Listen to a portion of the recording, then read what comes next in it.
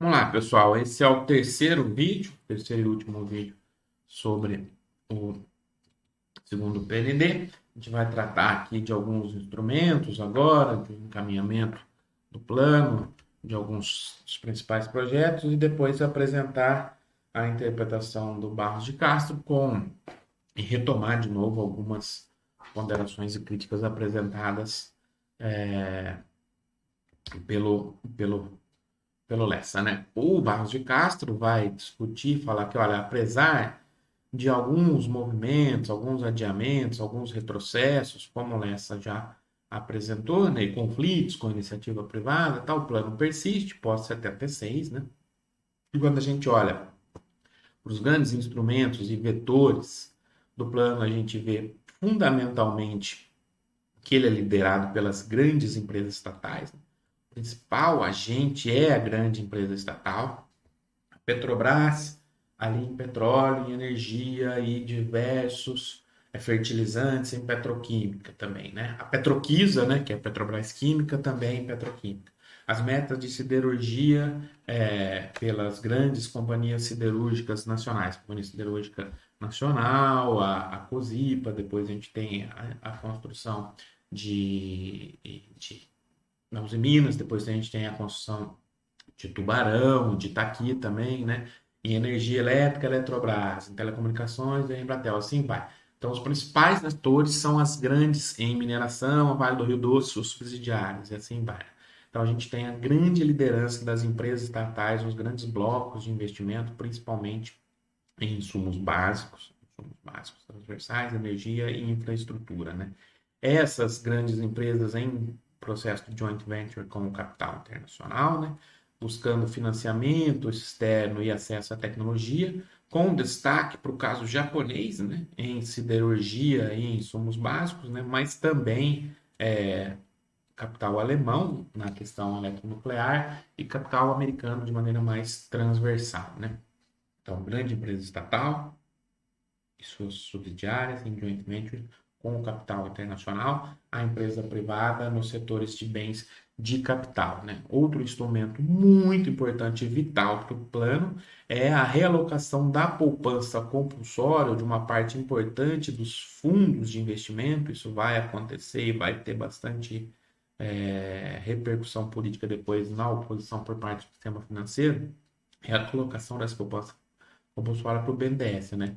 O PIS e o PASEP, por exemplo, saem da Caixa Econômica Federal, não vão ser mais utilizados para financiar bens de consumo duráveis e vão ser alocados no BNDES, né? Essa poupança compulsória vai dobrar os recursos sob disponibilidade do BNDES, né? Dobra a capacidade de financiamento do BNDES.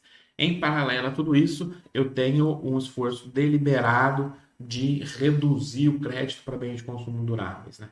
Então você tem medidas, inclusive, que diminuem o prazo máximo em termos de meses para financiamento de bens de consumo duráveis. A lógica é direcionar claramente a massa de recursos financeiros na medida do possível para as prioridades do plano, né? De maneira geral, tem um aumento muito grande da participação do Estado no controle e na capacidade de alocação dos recursos nas suas diversas naturezas, tanto por parte das empresas quanto por parte do sistema financeiro estatal, no que diz respeito ao financiamento do investimento, né? A coordenação, obviamente, é estatal por meio do Conselho do Desenvolvimento Industrial, né, formado pelo BNDES, pelo Banco Central e por ministérios, né? A lógica é, eu tenho projetos, determinados projetos que são prioritários. Quaisquer iniciativas de investimento da empresa privada que queira beneficiar de alguns incentivos teria que estar em linha com as diretrizes do segundo PND. Ora, uma lógica de planejamento do desenvolvimento. Mas quem diz se esses projetos estão em linha com o segundo PND? É o CDI, Conselho de Desenvolvimento Industrial. Então, tem um órgão do Estado, centraliza aqui a política industrial, que analisa os projetos, dimensão, capacidade tecnológica, capacidade financeira, complementaridade às metas, etc. Estou organizando dentro do Estado e aí aprova ou não o projeto. O projeto aprovado, ele tem direito a diversos incentivos para complementar o esforço de investimentos em fundo PND, como crédito do IPI, Imposto sobre Produtos Industrializados, sobre a compra de equipamentos, depreciação acelerada, incentivos fiscais, redução dos impostos de importação de bens de capital e por aí vai. Então, projetos aprovados pelo CDI têm a chancela do CDI, estão ligados ao segundo PND, tem muitos incentivos e tem facilidade no acesso a recursos no que diz respeito ao financiamento também, por parte dos grandes bancos públicos, né? Então, esse é um instrumento importante. Outro grande instrumento importante é a criação das três irmãs, né? Por parte do BNDES. Então, são agentes, basicamente, subsidiárias do BNDES, que têm como objetivo prover fundos de investimento para determinados projetos. Então, o BNDES, além de ampliar de maneira transversal sua atuação, cria três subsidiárias, cada uma com um propósito específico, para entrar como sócio minoritário, em alguns casos, né, oferecendo investimento, não está sob controle, investimento para determinados projetos. Então, tem projetos que são importantes, o CDI diz se é importante, eu trago a iniciativa privada, trago capital internacional, o BNDES financia, o governo coloca as metas e as subsidiárias, as três irmãs, colocam recursos para viabilizar esse projeto também. Essas subsidiárias são a Ibrasa, Investimentos Brasileiros SA, a Embramec, Mecânica Brasileira SA, ou seja, atuar no setor de bens de capital, e a Fibase, Insumos Básicos SA, Financiamento e Participação. Então, a lógica é, eu tenho empresas que vão atuar em insumos básicos, em bens de capital e investimentos de maneira geral, atuando para financiar esses projetos, né? Alguns projetos, aqui só para ilustrar, né? Três grandes blocos, segundo o PND: energia e transportes, insumos básicos, bens de capital. Aqui em energia e transportes, onde se concentra a maior parte dos recursos, se a gente colocar a siderurgia junto depois, né? Tem a construção de Itaipu, né? Aqui uma foto do Itaipu, do vertedouro da Itaipu, né? Quem já foi Itaipu tem noção do que eu estou falando aqui, do tamanho, do gigantismo que é essa obra, né? Vale a pena a visita, ter uma oportunidade, inclusive ter uma visita guiada lá dentro, um museuzinho, todo acompanhamento da construção, em fotos, né? Óbvio, a história da obra, etc. Muito interessante. A Itaipu continua sendo até hoje, 2020, a maior usina hidrelétrica do mundo. A usina hidrelétrica de Três Gargantas na China tem um potencial um pouco maior, mas não está plenamente em operação ainda. Para vocês terem uma ideia do que a gente está falando aqui, o custo da construção do Itaipu foi algo em torno de 15 bilhões de dólares. O tamanho desse projeto, a megalomania, né, nas palavras do Lester, no sentido de transformar a economia brasileira. Então, eu tenho aqui um projeto de destaque Itaipu, outro projeto muito importante, o ProAlco. Começa aqui a iniciativa brasileira, de maneira mais sistemática, para desenvolver um combustível alternativo, tanto ao complexo industrial como todo, quanto aos automóveis, né? Tenho também o projeto da eletronuclear, um acordo de transferência de tecnologia plena com a Alemanha no primeiro momento, depois tem uma interferência dos Estados Unidos, que barra essa transferência de tecnologia, né? Aqui só em dados, para a gente ter uma ideia, né? Olhando para a energia. Energia aqui em 74 o consumo, aqui o previsto 79, fim de segundo PND. E aqui a variação. Só para vocês terem uma ideia, né? Energia e transportes. Imaginava-se que nesse período de 5 anos, né, haveria um aumento de 60% da potência instalada de energia, geração de energia no Brasil. 60%. Consumo cresceria 75%. Olhando para petróleo, a ideia de refino era sair de 1 milhão de barris por dia para 1,6 milhão, né? Ou seja, 62% de aumento da, de aumento da produção, 62%. Olhando para transporte, a mesma coisa, óleo de grandeza mais ou menos semelhante. Aumentar a rede ferroviária, a rede rodoviária, a rede ferroviária não teve tanto avanço, né? Aumentar a frota de navegação, ou seja, são metas gigantescas, né? Ainda que em energia e transporte, alguns grandes projetos, né? A gente tem a continuidade da BR-230, Transamazônica, né? tamanho dessa obra, foi iniciada pelo Médici, né? Mas estamos falando aqui 4.260 quilômetros, a construção da Cuiabá-Santarém, e da Belém-Brasília, né? Mais de 2.000 quilômetros também. Você tem grandes obras de infraestrutura buscando, com todos os problemas que isso tem, como a gente sabe, né? Até inacabados, mas buscando integrar regionalmente, inclusive, a dimensão produtiva brasileira, né? Olhando para as indústrias de base agora, que tem uma parte importante dos investimentos também, né? De maneira geral, você tem como eixo central, né? Duplicar a capacidade das principais usinas siderúrgicas nacionais, CSN, Cosipa e Usiminas, né? Duplicar e construir mais duas siderúrgicas, Itaqui, no Maranhão, né? E Tubarão, no Espírito Santo. Então, a lógica é, em curto espaço de tempo, duplicar a produção de CSN, Cosipa e Usiminas e construir mais duas siderúrgicas. Olha só, geograficamente distribuída, isso vai ficando cada vez mais claro. Avançar também no projeto de Carajás, sobre coordenação da Vale, Companhia Vale do Rio Doce, né? Projetos gigantescos. A ideia é avançar bastante nessa descentralização geográfica. Isso vai criar depois fontes de oposição também. Avançar em química pesada, cloro no Alagoas, petroquímica na Bahia e no Rio Grande do Sul, novos polos petroquímicos, fertilizantes em Sergipe, olha só a distribuição geográfica. Fosfato em Minas, carvão em Santa Catarina e por aí vai. Então você vai atuar em diversas áreas de insumos básicos, onde a economia brasileira tinha diversas lacunas, e distribuídas geograficamente. Olhando aqui para os setores, para as metas, olha só, ordem de grandeza, praticamente todos eles têm uma transformação, uma previsão, uma meta de crescimento de mais de 100%. Quando a gente olha para alguns deles, por exemplo, aço em lingotes, 159%, laminados, 220%, cobre, 500%. Ou seja, você tem um esforço muito grande de aumentar a indústria de base. Talvez aqui você tenha tido um resultado, o Castro falaria onde seria um resultado melhor, digamos assim, né? Então, a ideia de aumentar a produção, a gente está falando de aço, laminado plano, alumínio, cobre, zinco. Na indústria química, atuar na química pesada, que tem impactos importantes para diversos outros setores produtivos. É produzir bens que são fundamentais para o processo produtivo de diversas indústrias. Ácido sulfúrico, por exemplo, crescimento da meta de 244%, soda cáustica, cloro, amônia, ou seja, fertilizantes que vão ter impacto importante no avanço da agricultura, todos eles com ordem de crescimento de mais de 100% na sua meta.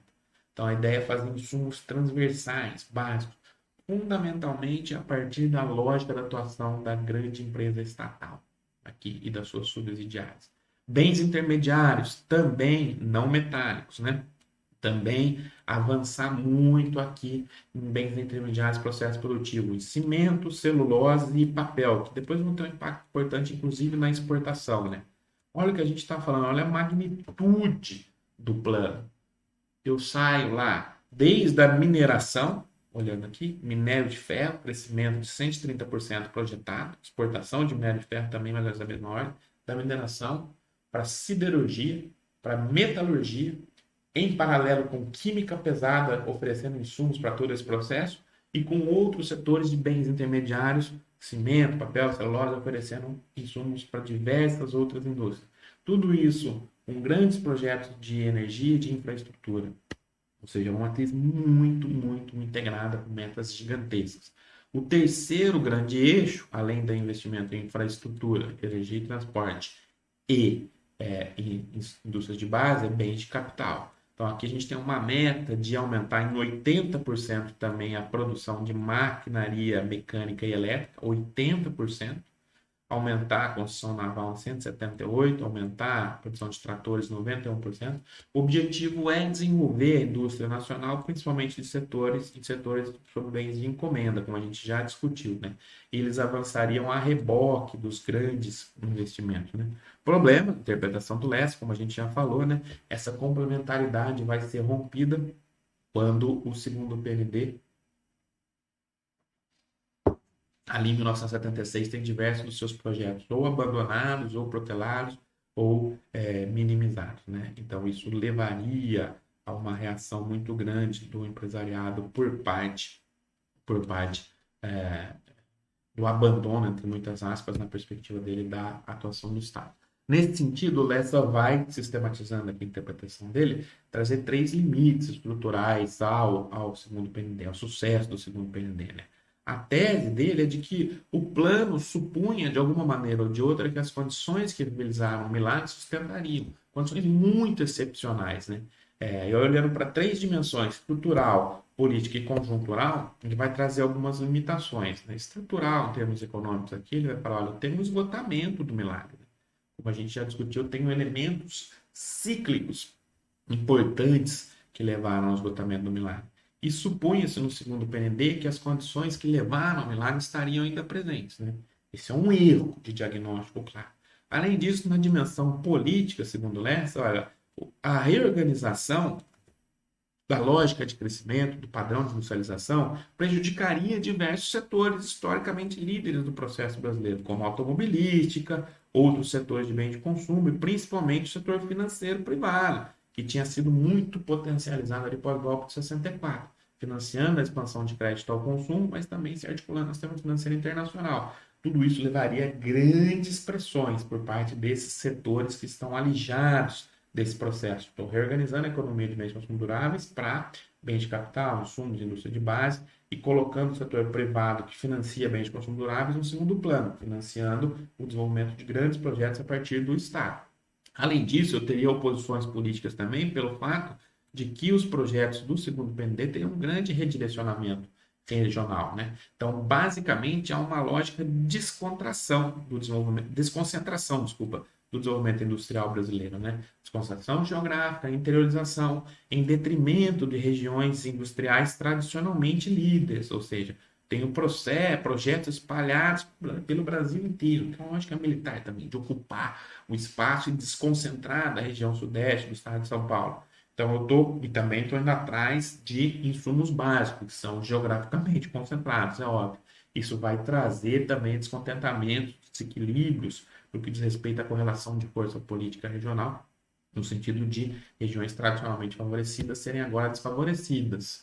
Ainda na dimensão política, há um avanço gradativo de uma descontentação por parte da elite industrial, por parte da elite econômica e financeira brasileira, com relação a potenciais avanços na estatização da economia. Você tem ali aquele discurso meio difuso, meio ideológico, olha, muita criação de estatal, Estado controlando excedente, Estado direcionando, comandando tudo. Quando começa a ter fricção política, quando começa a ter desaceleração econômica, começa a ter um estrangulamento, o gás já está comprometido até certo ponto com o movimento de abertura, os questionamentos ficam maiores, então isso começa a borbulhar na sociedade. Questões difusas, ideológicas, histéricas, no sentido de culpar a estatização da economia por alguns problemas, e além disso tem um caráter material importante também. O Lessa vai falar o seguinte, olha, o setor de bens de capital embarcou nesse processo, nesse projeto, ainda com algumas limitações, investiu, aumentou sua capacidade de produção, e houve, ali em 76, um abandono de uma parte importante desses projetos. Na lógica dele de simultaneidade, que tudo deveria ser feito ao mesmo tempo, do contrário, a economia não decolaria, esse setor de bens de capital ficou com o pincel na mão. Então, aí, o descontentamento da elite empresarial em bens de capital fica cada vez mais evidente, culpando o Estado por esse processo de redução dos investimentos no empreender que teriam sido combinados. Isso vai gerando um caldo de pressão também. Na dimensão conjuntural, terceiro ponto levantado por ele a respeito dos limites do segundo PND, a gente observa, olha, tem uma crise que vai se exacerbando ali a partir de 76, tanto dos equilíbrios externos quanto internos, e eu tenho pouca possibilidade de atuação via política monetária e via política cambial, né? Só vai sobrar ali a política fiscal, que a lógica é de reduzir os investimentos públicos. Porque eu estou atrelado aos fluxos financeiros internacionais, ao endividamento externo, que vai ter impactos muito importantes ao limitar a minha margem de manobra na política monetária e na política cambial. Então, isso faz com que a única variável de ajuste dado o cenário externo e o cenário de desequilíbrio doméstico, seja a política fiscal, ou seja, reduzir os investimentos. Dado que os investimentos têm que ser complementares para se realizar o plano, isso vai trazer alguns problemas, porque os volumes são grandiosos e a ideia é que eles sejam complementares. Essa é a interpretação do Lessa. Já o Barros de Castro tem uma visão mais otimista com relação ao segundo PND. Ele vai falar assim, o segundo PND cumpriu com bastante sucesso sua capacidade, seu objetivo de transformar a estrutura produtiva brasileira. Né? Ele vai falar que, olha, quando a gente olha a posteriori, ele está escrevendo ali em 85, o Lessa está falando aqui em 77, né? Quando a gente olha para a capacidade da economia brasileira de importar entre 79 e 82, aí o choque, a crise da dívida, que a gente vai discutir depois, ela cai muito, e cai mais ainda do que em 73 e 74, né? Então, olha, a economia brasileira se ajusta, gerando mega superávites comerciais, como a gente vai discutir, mas não apenas a partir de medidas tradicionais de cunho ortodoxo, né? O que faz a geração desses mega superávites comerciais, como forma de reagir à crise da dívida, ao choque do petróleo, ao choque dos juros, né? Não é apenas uma desaceleração da economia.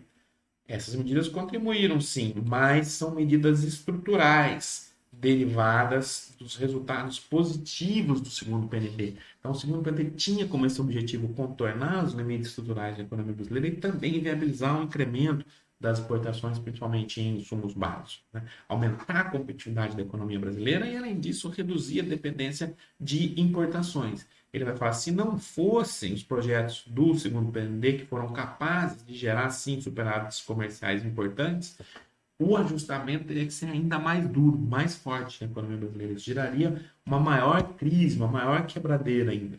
Como que ele mostra isso? Ele vai fazer uma simulação levando em consideração a contribuição dos projetos do segundo PND para o saldo comercial, por exemplo, em 1984. Ele vai falar, nesse ano, o saldo comercial da economia brasileira foi de 13 bilhões.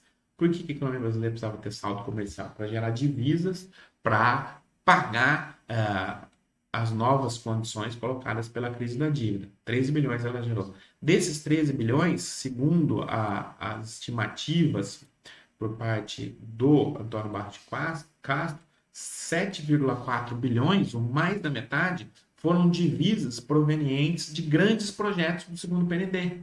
É o que ele chama aqui de importações virtuais, né? Se esses projetos não fossem realizados, seria necessário mais 7,4 bilhões para importar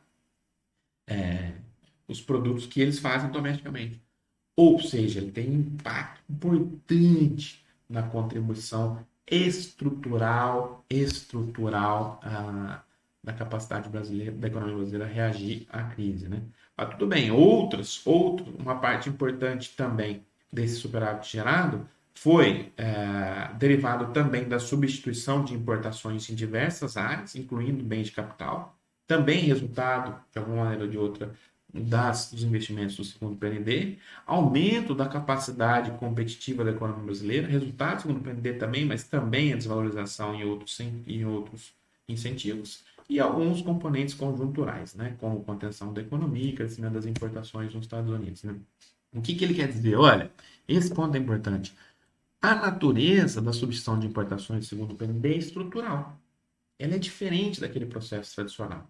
O processo tradicional, que a gente conhece, ele vai em bens de consumo duráveis. Bens de consumo duráveis são os elos finais da cadeia produtiva.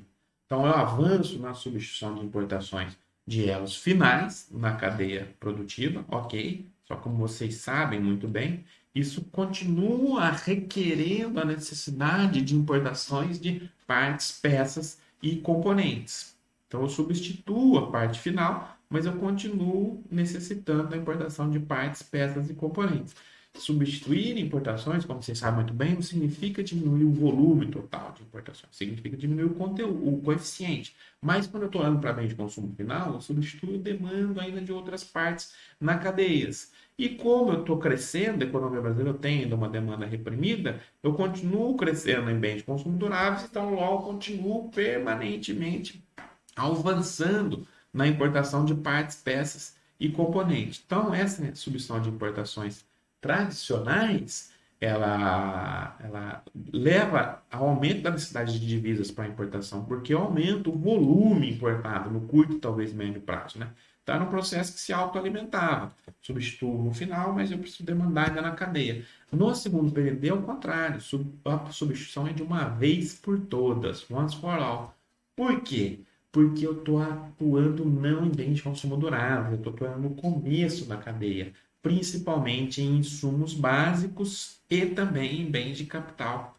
Então aqui é diferente. Quando eu substituo as importações, eu desenvolvo domesticamente, eu internalizo a produção, eu faço a transformação estrutural de uma vez por todas. Substituir, eu não preciso mais importar o que vem antes. Por quê? Porque eu já estou no começo da cadeia.